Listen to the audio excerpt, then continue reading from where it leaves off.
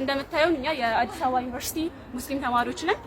እዚህ ጋር ዛሬ የተሰበሰብነው ከዚህ በፊትም እንደምታውቁት ለ19 ወራቶች በኒቃብ ጉዳይ የታገልን ቢሆንም እስካሁን ድረስ ምንም አይነት ፍትሃዊ የሆነ ምላሽ ስላላገኘን አሁንም ጥያቄያችን እስከ ፕሬዝዳንቱ ኦፊስ ድረስ በመጣት ጥያቄያችን በሰላማዊ መንገድ ለማቅረብ ነበር ዛሬ የተሰበሰብነው። አዲስ አበባ ዩኒቨርሲቲ ሙስሊም ሴት ተማሪዎችን በፌዴራል ፖሊስ ለመበተን እየተሞከረ ይገኛል። በኋላ ውጪ ላይ እንዳይገኝ ጽፍልክ ነው ነገር በኋላ ማለት ነው። ሰላማዊ ጥያቄ ለመጠየቅ የፈለግነው አጄጄ በቃ መናገር አልፈልግም። እጅ በቃ አጄ ኡስታዝ አቡበከር አህመድ እና የአዲስ አበባ መጅሊስ ጸሐፊ የአዲስ አበባ ሙስሊም ተማሪዎች ያሉበት ቦታ በዚህ ምሽት በመሄድ ንግግር እያደረጉ ይገኛሉ። ሰበርና ደስ የሚል ዜና በጧት ተሰምቷል። ኒቃብ መፈቀሩን ተገልጿል። እንግዲህ አሰላሙ አለይኩም ወራህመቱላሂ ወበረካቱ ወዲ ቻናላችን ቤተሰቦች እንዴት ናችሁልን? ዛሬ በአዲስ ቪዲዮ መጥቻለሁ።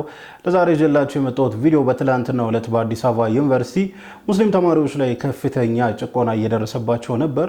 ኒቃብ ለብሳችሁ ወደ ትምህርት ገበታችሁ መግባት አትችሉም የሚለውን አስመልክቶ እንግዲህ ተማሪዎች ተቃውሟቸውን እያሰሙ ነበር። በዛም የተነሳ እንግዲህ እንግልት እየደረሰባቸው ነበር። እንዲሁም ፖሊሶች ተማሪዎችን ሲያንገላቱ በድብቅ የተቀረጸ ቪዲዮ አለ። እሱንም የማጋራችሁ ነው የሚሆነው እስከ መጨረሻው ድረስ የምትከታተሉ ከሆነ ማለት ነው። በመጨረሻም ኡስታዝ አቡበከር አህመድ ከሚመለከተው አካል ጋር በመሆን ጊዜያዊ መፍትሄ ላይ ደርሷሉ። ሙሉ መረጃውን እስከ መጨረሻው ድረስ የምትከታተሉ ከሆነ የምታዩ ነው የሚሆነው። ቪዲዮ ላይክ በማድረግ እንድትጀምሩ ጋብዛለሁ። ይህ ቪዲዮ እንዲደረስ ሼር አድርጉ። ለዚህ ቻናል አዲስ ከሆናችሁ ሰብስክራይብ ማድረግ አይረሳ። በቀጥታ ወደ ቪዲዮ ከማለፋችን በፊት የፕሮግራማችን ስፖንሰር ኦምኒ ጋርድ ሲስተም ነው። በኦምኒ ጋርድ ሲስተም የደህንነት እንዲሁም የቴክኖሎጂ አገልግሎቶችን ማግኘት ትችላላችሁ። ጥራት ባላቸው ማቴሪያል እንዲሁም ብቃት ባላቸው ባለሙያዎቻችን አገልግሎቱን ማግኘት ትችላላችሁ ይሉናል ኦምኒ ጋርድ ሲስተም። ለበለጠ መረጃ እዚህ ጋር የምትመለከቱት ስልክ ቁጥር ይደውሉላቸው፣ መረጃ ይጠይቁ። ማስታወቂያውን ተከታትለን በቀጥታ ወደ ቪዲዮ። ለመሆኑ ስለ ድርጅታችን ሰምተዋል? ኦምኒ ጋርድ ሲስተምስ እንሰኛለን። በድርጅታችን የደህንነትና የቴክኖሎጂ አገልግሎቶችን ጥራታቸውን በጠበቁ ማቴሪያሎችና ብቃት ባላቸው ባለሙያዎቻችን ያገኛሉ። የሲሲቲቪ የደህንነት ካሜራ ክትትል ሲስተም፣ የመግቢያ ቁጥጥር፣ የኢንተርኮምና የሰራተኞች መቆጣጠሪያ ሲስተም፣ የእሳት አደጋ መከላከያና መቆጣጠሪያ ሲስተም፣ የተሽከርካሪ ማቆሚያ አሊያም ፓርኪንግ ማኔጅመንት ሲስተም፣ የድምፅ ማጉያና የዲጂታል ማስታወቂያ ቦርድ፣ የኔትወርክ መሰረተ ልማት፣ ከወረቀት ነፃ የሆኑ የስብሰባ ሲስተሞች። እነዚህንና ተያያዥ የደህንነትና የቴክኖሎጂ አገልግሎቶችን ከኦምኒ ጋርድ ሲስተምስ ያገኛሉ። በቴሌግራም @ኦምኒጋርድ ሲስተምስ ብለው በመግባት የተሟላ አገልግሎቶቻችንን ማግኘት ይችላሉ። ለበለጠ መረጃ በ0967 79 24 22 ላይ ደውሉልን። ኦምኒ ጋርድ ሲስተምስ all in one shield። አሰላሙ አለይኩም ወራህመቱላሂ ወበረካቱ። እንደምታዩን እኛ የአዲስ አበባ ዩኒቨርሲቲ ሙስሊም ተማሪዎች ነን። እዚህ ጋር እንደምታዩት ብዙ ሴቶች አሉ። ከዛ ጋር ወርዶ ደግሞ በጣም ብዙ ወንዶች ይገኛሉ ማለት ነው።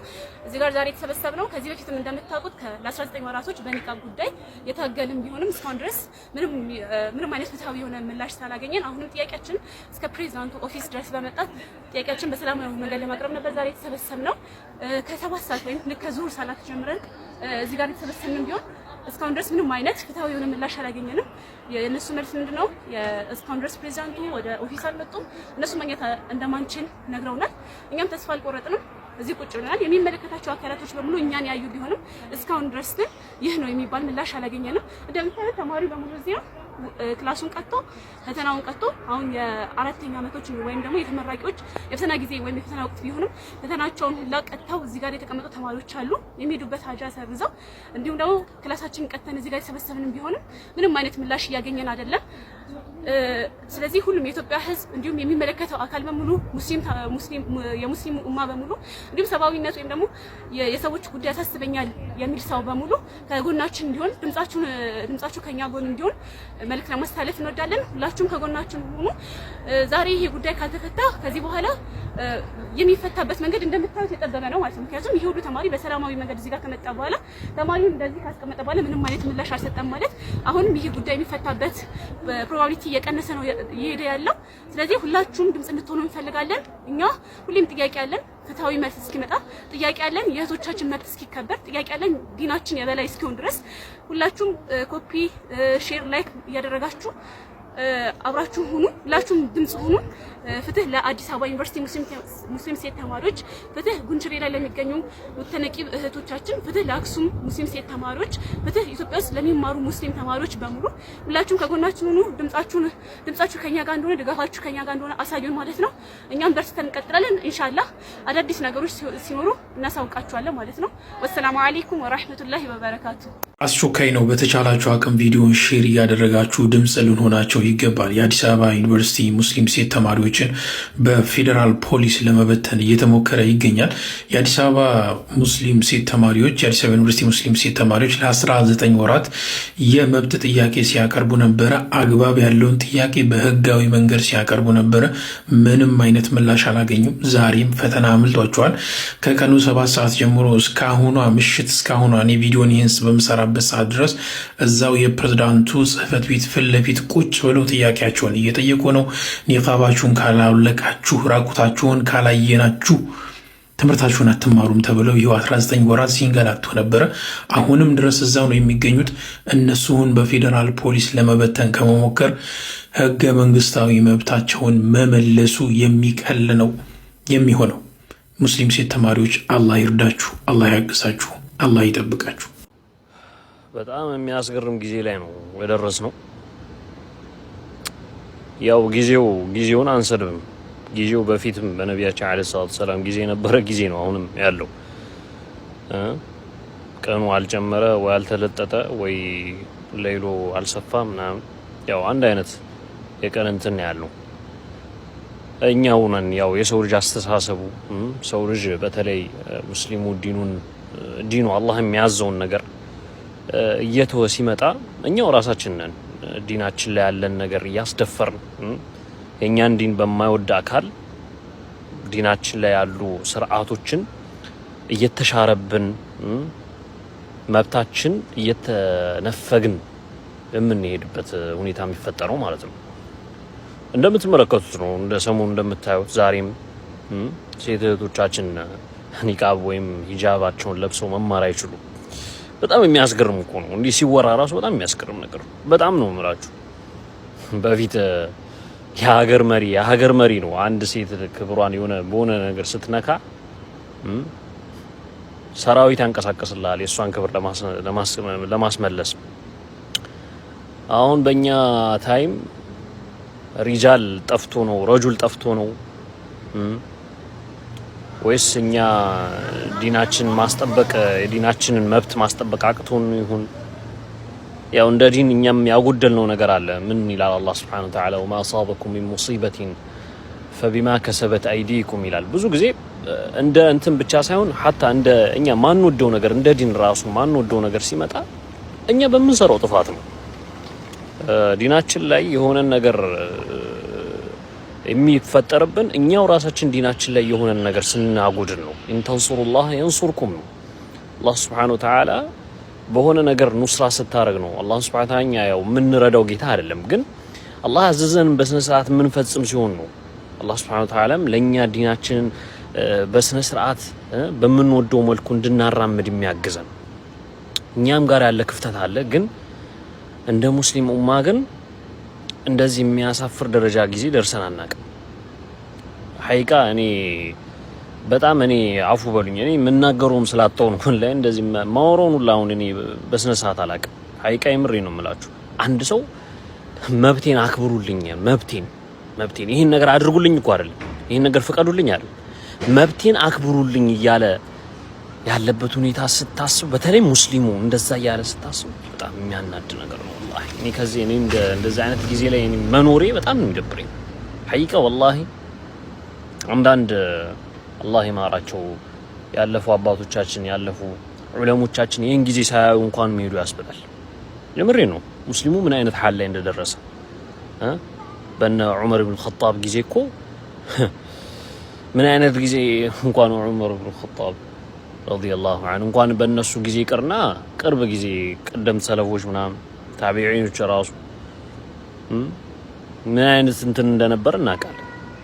በርግጥ የዛን ጊዜ የነበረው አሁን ላይ እንትን ይባል ማለት ሳይሆን ቢያንስ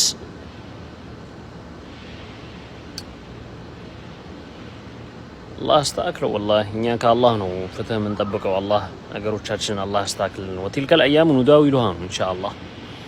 اللهم انصر الاسلام والمسلمين አሚን አሚን። እጅግ በጣም ነው የሚያሳዝነው። እንግዲህ እንደተመለከታችሁት ነው የአዲስ አበባ ዩኒቨርሲቲ ተማሪዎች ኒቃብ ለብሳችሁ መማር አትችሉም ቆይቷል ከተባሉና በሰላማዊ መንገድ መብታቸውን እየጠየቁ ነበር። በትላንትናው ዕለትም ያደረጉት ይህንን ነው። ከቀን ጀምሮ እስከ ምሽት ድረስ እስከ ማታው ሰዓት ድረስ እንግዲህ መብታቸውን በሰላማዊ መንገድ እየጠየቁ ነበር። ነገር ግን አንዳንድ የፖሊስ አካላቶች እያመናጨቋቸው ነበረ።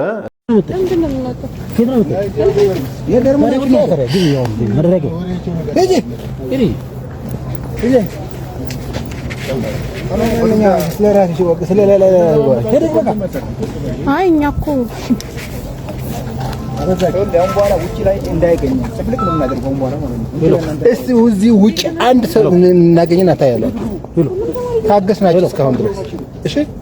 አሉ ይበል ሰላማዊ ጥያቄ ለመጠየቅ እኮ ነው የፈለግነው። አጄ በቃ መናገር አልፈልግም። እጅ በቃ አጄ አጄ ተማሪ ነሽ። እኔ ስራ የምሰራ ሂጂ በቃ አላቀም ሂጂ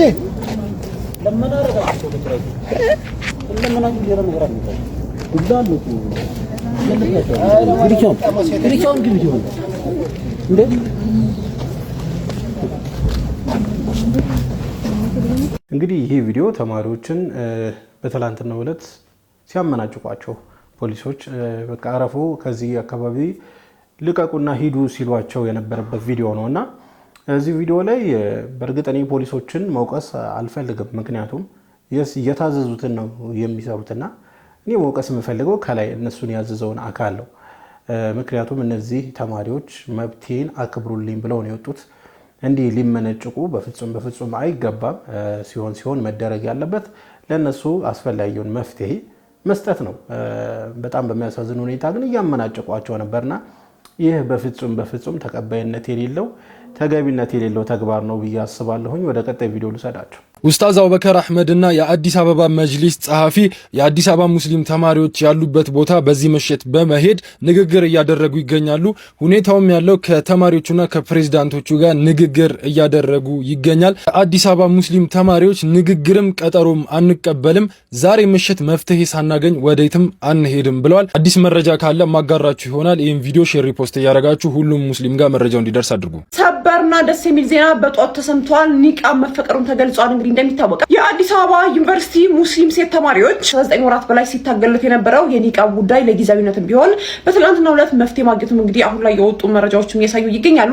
ከ19 ወራት በላይ የታገልነት ጉዳይ ሳይፈታ ወደ ዶርማችንም ሆነ ወደ ቤታችን አንሄድም በማለትም ትላንትና እንግዲህ ከቀኑ 7 ሰዓት ጀምሮ ማለት ነው እስከ ምሽት 4 ሰዓት ተኩል ድረስም ከፕሬዝዳንቱ ጽሕፈት ቤት በር ላይ ንቅንቅ አንልም በማለትም እንግዲህ በሰላማዊ መንገድ ጉዳያቸውን ሲጠይቁ ነበር። ታዲያ ማታ ላይም ኡስታዝ አቡበከር አህመድን ጨምሮ ማለት ነው ሌሎችም አመራሮች ከቦታው ተገኝተው ችግሩን ለመፍታት ተሞክሮ ነበር። ችግራችሁን ፈተዋለን፣ አሁን ግን ወደ ዶርማችሁ ግቡ በማለት እንግዲህ ተማሪዎች ወደ ዶርማቸው እንዲገቡ ማድረገውም ነበረ።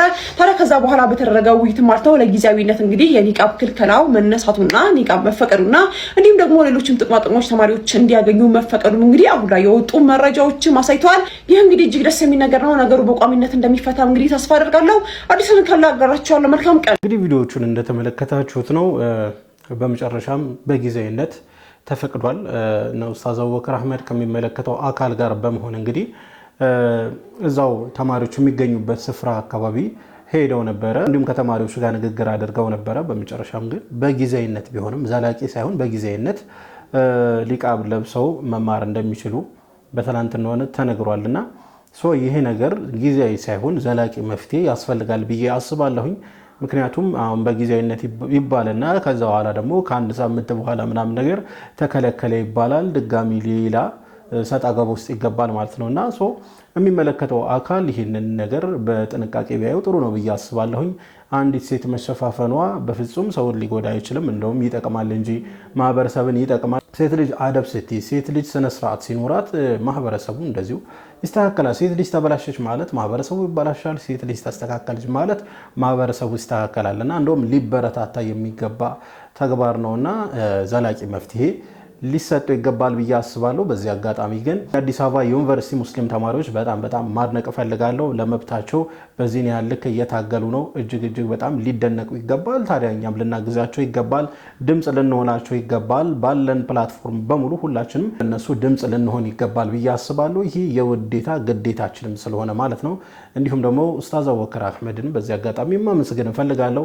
ሙስሊሙ እንደዚህ አይነት ሰጣ ገባ ውስጥ በሚገባበት ሰዓት ቀድሞ የሚገኘው እሱ ነውና አላህ ይጠብቅልን፣ አላህ ያቆይልን ነው ማለት ፈልገው። ታዲያ ዘላቂ መፍትሄ ደግሞ ያስፈልጋል ለማለት ፈልጋለሁ። ለማንኛውም ለዛሬ ይዤላችሁ የመጣው ቪዲዮ ይህን ይመስል ነበረ።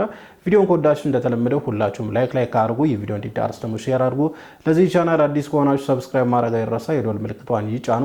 ኢንሻአላህ በቀጣይ በአዲስ በቆንጆ ቪዲዮ እስከምንገናኝ ወሰላሙ አለይኩም ወራህመቱላህ ወበረካቱ።